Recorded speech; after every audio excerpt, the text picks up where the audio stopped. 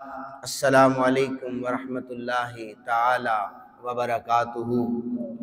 मालिके लम यज़ल का हम पर करोड़ों एहसान है। उसने हमें एक मर्तबा फिर अपने घर में बैठकर अपने और अपने हबीब मुकर्रम सल्लल्लाहु अलैहि वसल्लम का ज़िक्र करने की तौफ़ीक अता फ़रमाई है। दुआ करें आज के उन्वान के हवाले से यहाँ पर मैं जो कुछ भी बयान करूँ, रब्बे ज़ुल जलाल मुझे हक़ और सच बयान करने और फिर हम सबको तमाम बातों पर अमल करने की तौफ़ीक अता फ़रमाए। मेरी आज की गुफ्तगू का उन्वान ख़त्मे नबुव्वत सल्लल्लाहु अलैहि वसल्लम के हवाले से है। ये ऐसा हसास उन्वान है और ये ऐसा प्यारा उन्वान है कि इस पर ला इलाहा इल्लल्लाहु मुहम्मदुर रसूलुल्लाह ये कलिमा पढ़ने वाले सारे मुत्तफ़िक हैं। इसमें किसी किस्म का मसलकी तासुब नहीं है। आपने देखा होगा कि जब जब नामूसे रिसालत पाक सल्लल्लाहु अलैहि वसल्लम का इशू इंटरनेशनल लेवल पर उठा या नेशनल लेवल पर उठा तो मुसलमानों ने मसलकी तासुब से बालातर होकर अपने आका करीम सल्लल्लाहु अलैहि वसल्लम की नामूस की बात की है। हमारी बदकिस्मती है ये, बल्कि मैं तो इसे ये कहूँगा कि हमारे गुनाहों की वजह से जो हम पर अजाब मुसल्लत किए गए हैं, उनमें हमारे जो ओहदे हैं, पाकिस्तान के इदारे हैं, इनमें ऐसे लोग तैनात कर दिए गए हैं जो कुछ ना कुछ अरसे बाद मेरे करीम सल्लल्लाहु अलैहि वसल्लम की नामूस के साथ छेड़छाड़ करते रहते हैं। लेकिन इन्हें यह खबर नहीं है कि आज भी और पहले भी खत्मे नबुव्वत सल्लल्लाहु अलैहि वसल्लम के मसले पर छेड़ने वाले छेड़ते चले गए, उनका नामो निशान तक मिट गया, लेकिन गाजी इल्मुद्दीन शहीद को दुनिया आज भी याद रखती है। खत्मे नबुव्वत को छेड़ने वाले मट्टी में मिल गए, उनके इरादे मट्टी में मिल गए, लेकिन मुमताज हुसैन कादरी को दुनिया आज भी याद करती है। गोया यही नारा लगाती है कि ना जब तक कट मरू में खा जाए बता की इज्जत पर, खुदा शाहिद है कामिल मेरा ईमान हो नहीं सकता। हमारा ईमान तब कामिल होता है जब मेरे आका करीम सल्लल्लाहु अलैहि वसल्लम की इज्जत पर पहरा दिया जाता है। अगर हमारे जीते जी मेरे करीम आका सल्लल्लाहु अलैहि वसल्लम की इज्जत और हुर्मत पर उंगलियां उठें तो हमें जीने का भी कोई हक नहीं। हम अपनी जान, माल, इज्जत, औलाद से बढ़कर सय्यद आलम सल्लल्लाहु अलैहि वसल्लम से प्यार करते हैं। हम ये समझते हैं कि हमारा सांस लेना इतना जरूरी नहीं है जितना खत्मे नबुव्वत पर पहरा देना जरूरी है। हम कोई दीन के ठेकेदार नहीं है, लेकिन रब्बे काबा की कसम है हम रसूलुल्लाह के दीन के चौकीदार जरूर हैं। उम्मते मुस्लिमा में जब जब कभी इस हसास उन्वान को छेड़ा गया, उलमा ने आवाज उठाई, गैरतमंद मुसलमानों ने आवाज उठाई। कुछ तो ऐसे हिजड़े हैं जो बोलते नहीं हैं, जो इस तरफ आते नहीं हैं, कुछ ने अपने सर लिया हुआ है कि उन्हीं का ठेका है। लेकिन याद रखें ये ऐसा उन्वान है, और अगर किसी शख्स का खत्मे नबुव्वत पर ईमान नहीं होगा, वो लाख इबादत करता रहे, रोजे रखता रहे, सारी जिंदगी वो नमाजें पढ़ता रहे, ना उसकी नमाजें कबूल हैं ना उसका हज कबूल है, ना इबादत कबूल हैं। लेकिन याद रखें, पल्ले कुछ भी ना हो, मोहब्बत रसूल होगी, वो हमें दुनिया में भी कामयाब कर देगी और आखिरत में भी कामयाब कर देगी। मैं आपको एक दो हदीस सुनाकर फिर जो स्पेसिफिक मेरे उन्वान से रिलेटेड बात है वो मैं आपके सामने रखूंगा। मेरे करीम सल्लल्लाहु अलैहि वसल्लम ने फरमाया, मेरे सहाबा, मेरी और पहले गुजर जाने वाले अंबिया की मिसाल इस तरह है जैसे किसी ने घर को तामीर किया, बहुत बड़ा घर बनाया और एक ईंट वहां पर छोड़ दी। जो आता घर में दाखिल होता कहता घर कितना खूबसूरत है, लेकिन ये ईंट नहीं लगी हुई, इस ईंट की वजह से घर खूबसूरत नहीं लग रहा। मेरे आका करीम सल्लल्लाहु अलैहि वसल्लम ने आपने फरमाया, मेरे सहाबा, वो जो घर है वो महल नबुव्वत का महल है, वो अंबिया अलैहिमुस्सलाम का महल है। उस महल की तारीफें तो बहुत हैं, लेकिन ईंट के ना होने की वजह से वो मुकम्मल नहीं हो रहा। अल्लाह ने मुझे भेजकर उस महल को मुकम्मल फरमा दिया है। अब तशरीहात जो जैसे मर्जी करता रहे, लेकिन 1,24,000 कमो बेश अंबिया अलैहिमुस्सलाम तशरीफ लाए। उनके बाद सबसे आखिर में मेरे करीम सल्लल्लाहु अलैहि वसल्लम को भेजकर मोहर सब्त कर दी कि खबरदार, अब नबी पाक सल्लल्लाहु अलैहि वसल्लम के बाद कोई नबी क़यामत तक नहीं आ सकता। अगर कोई नबूवत का दावा करेगा वो कज़्ज़ाब है, वो झूठा है।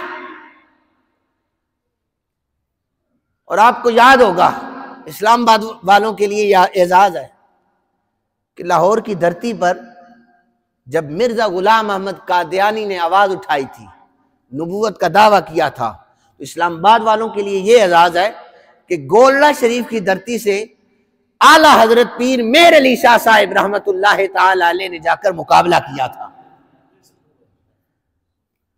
और ये तहरीक सिर्फ गोलड़ा शरीफ से नहीं चली थी।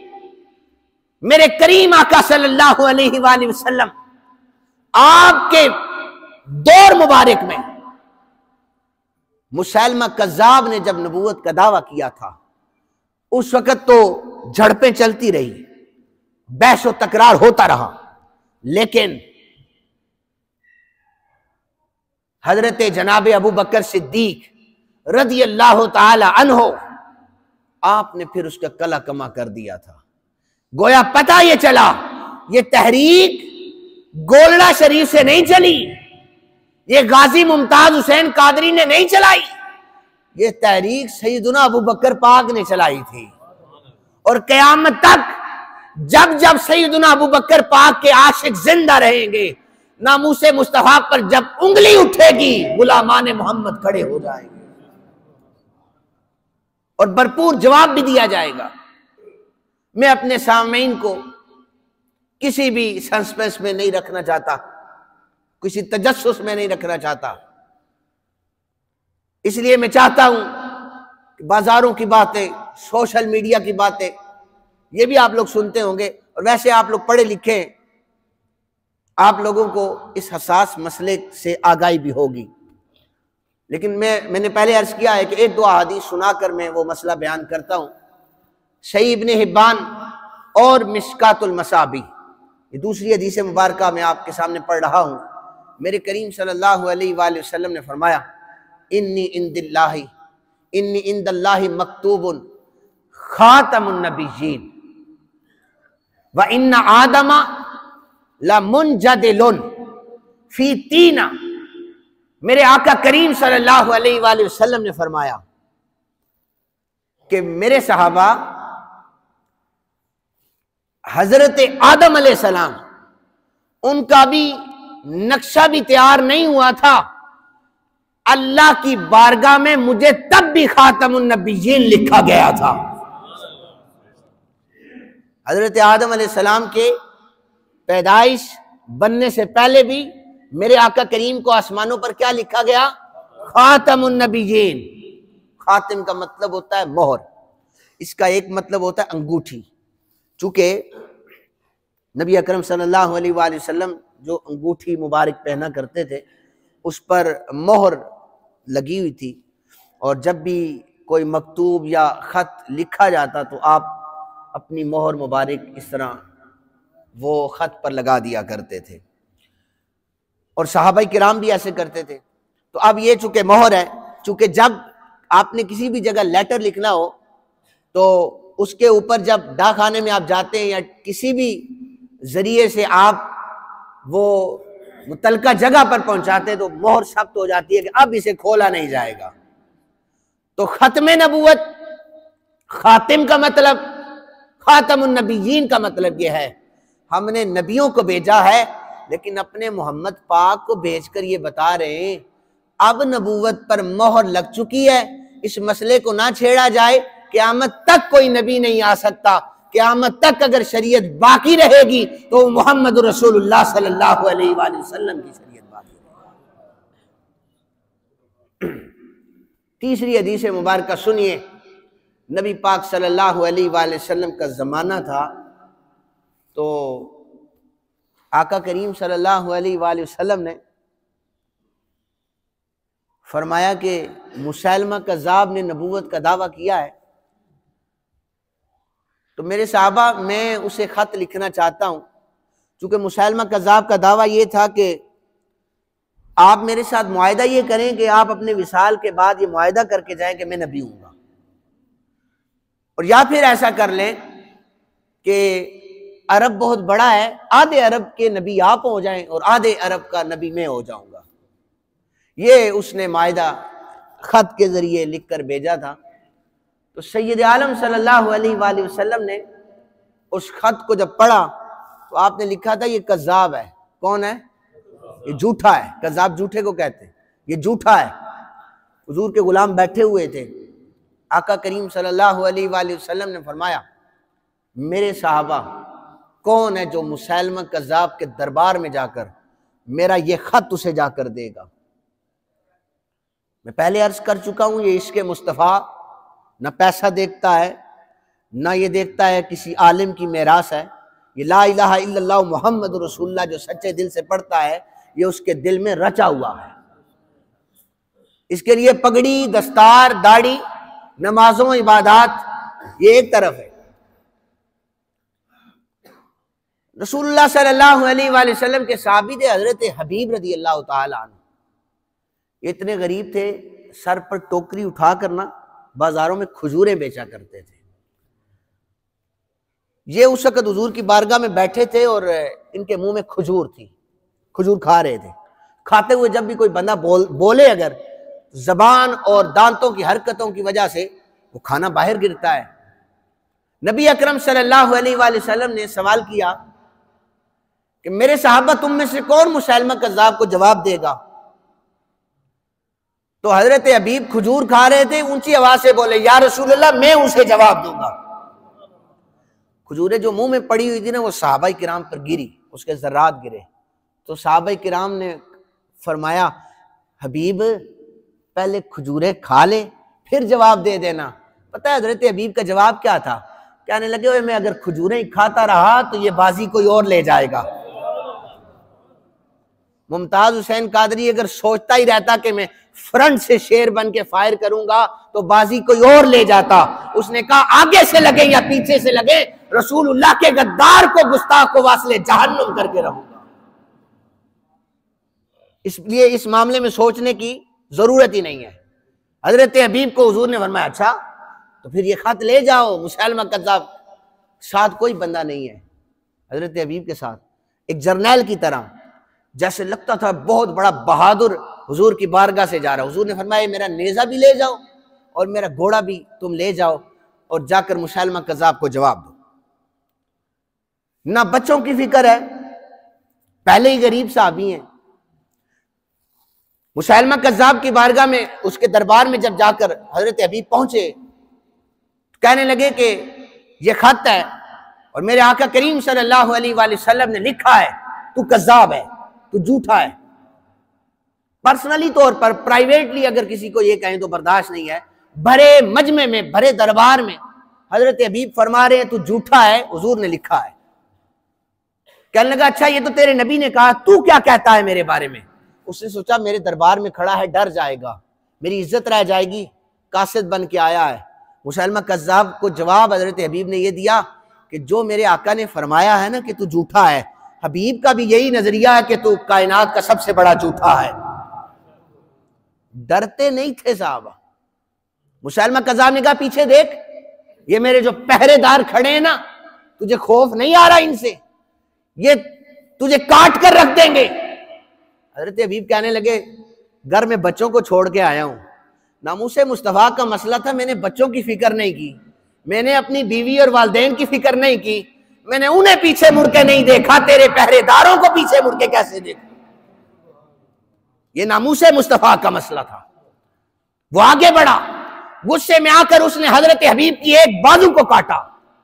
कहने लगा आप बोल, टुकड़े कर दूंगा। उसने सोचा बाजू कट चुकी है, खून के फवारे जारी हैं। कहने लगा अब क्या कहता है? हजरत हबीब ने फरमाया झूठा है। आगे बढ़ा, दूसरा बाजू काटा उसने, दोनों बाजू कट गए। पूछने लगा अब क्या कहता है? फरमाया अब भी तू झूठा है, मेरे आका ने फरमाया है।